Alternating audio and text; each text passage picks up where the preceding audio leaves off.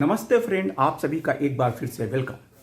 Friends, MC Singla case के बारे में संबंध में और भी बातों को लेकर श्री जयंत शुक्ला जी ने एक मैसेज शेयर किया है जो मैं आपको शेयर करता हूं। हालांकि हमारे बहुत से साथी जो सोशल मीडिया पर एक्टिव रहते हैं उन्हें खबर मिल जाती है, लेकिन फिर भी हमारे ऐसे बहुत से साथी हैं जो सोशल मीडिया में ज़्यादा एक्टिव नहीं रहते हैं। उन आप सबके पास ये मैसेज पहुँचे, इसलिए मैं आपको शेयर करता हूं। MC Singla case in Supreme Court. IBA bluntly lying in Supreme Court.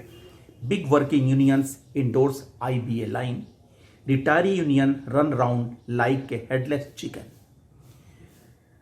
One on the plea of Mr. Rajesh Kumar Gautam, counsel appearing for the respondents, including Indian Bank Association on 20th January 2022, that the chairman, the committee which was supposed to consider the representation of the claim of the petitioner and similarly placed person was demitting office, and the committee is required to be reconstituted. Honorable bench gave 3 months time to the IBA to do the needful and submit appropriate report regarding the decision taken on the proposal. Honorable bench further ordered that if final decision cannot be reached, the IBA must submit interim report before the next date of hearing. Case was ordered to be listed after 3 months. As known, a committee was constituted by the IBA headed by Sri S.S. Mallikarjun Rao, which could not finalize the assigned task. Sri Rao was demitting his office in January 22. That's why IBA Council sought time on 20 January 22 from Honorable Judge to appoint new chairman in place of Mr. Rao to get committee report. However, it never came to the information as to when and who the next chairman was in place of Mr. Rao. The IBA did not submit appropriate report to Honorable Bench so far as ordered in 20th January 22. However, the IBA filed an affidavit on 24th August 22 which states, among other things, that the committee formed by the Indian Bank Association for the purpose above discussed all aspects and also heard the representative of various workmen union and officer association, and the committee has concluded as under. The IBA didn't disclose as to who headed the committee after Mr. Mallikarjun Rao or what was the committee report. Affidavit narrative suggests that whatever is mentioned in affidavit is based on committee report. The IBA, among other things, mentioned in its affidavit about various awards, settlements, regulations governing the service conditions of bankmen through bilateralism and the joint notes from time to time. Fourth point, in the affidavit, whatever has been said, it is described as based on the committee report. However, the committee itself and its report is under suspicion. Until the report is brought on the floor of the Honorable Supreme Court, till then it would not be right to believe the authenticity of the affidavit contents.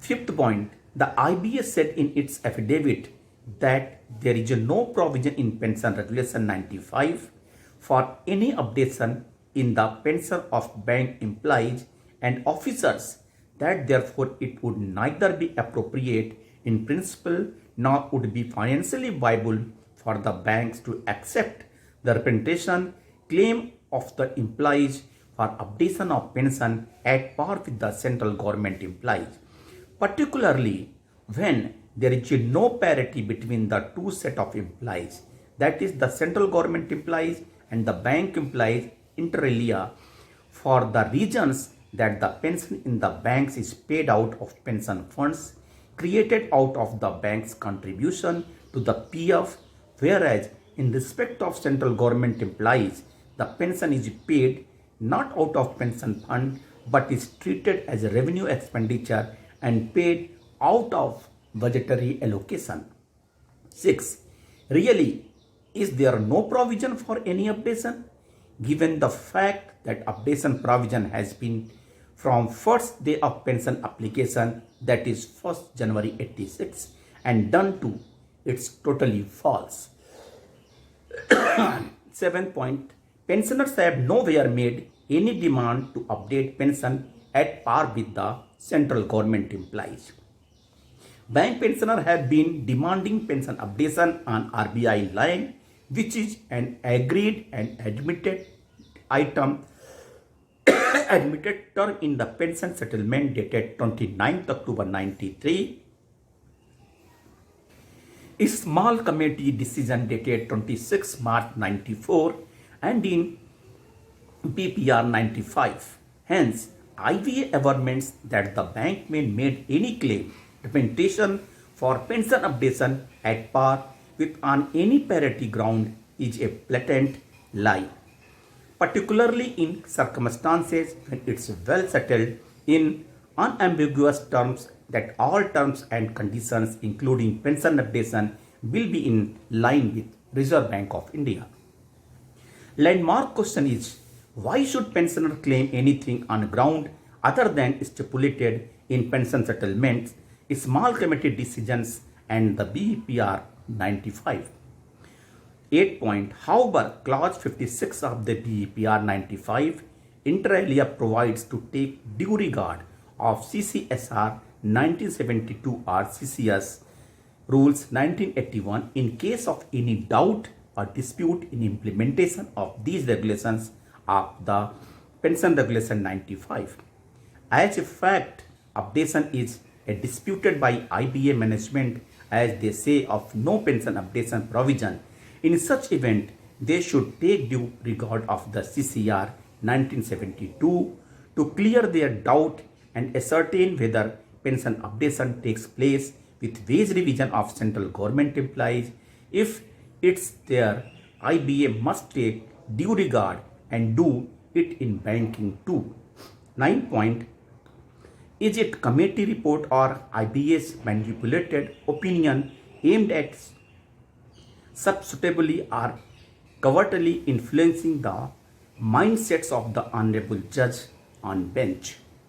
How can the committee or IBA negate whatever is in pension settlement small committee decisions and the regulations 95 to which they are party? If there is no provision for pension updation in BPR 95, what's class 35(1) is? If periodic pension updation along with wage revision is not principal idea, how pension for 1st January 86 and 31st October 1987 was updated? Was pension updation for 1st January 86 and 31st October 87 not done because of the 5th bipartite settlement which came into effect from 1st November 87? If class 35(1) was as one-time measure for 1st January 86 and 31st October 87, why was it not deleted from BAPR 95 once one-time toss was over? Why was it retained in BAPR duly amended in 2003, making it more mandatory? If updation is not its purpose, what for it exists is still in the Pension Regulation 95. Point. Is there anything to substantiate IBA contentions that there is no any provision for pension updation, or is there any truth that bank may are demanding pension updation at par with central government employees or parity with them? Answer is definitely no. Banks are commercial entities, so they function strictly on the business norms. They have to create corpus for time liabilities, so they created pension trust and parked funds matching to meet pension liabilities. Under Regulation 95, onus lies on banks to main pension funds adequacy matching to pension liability.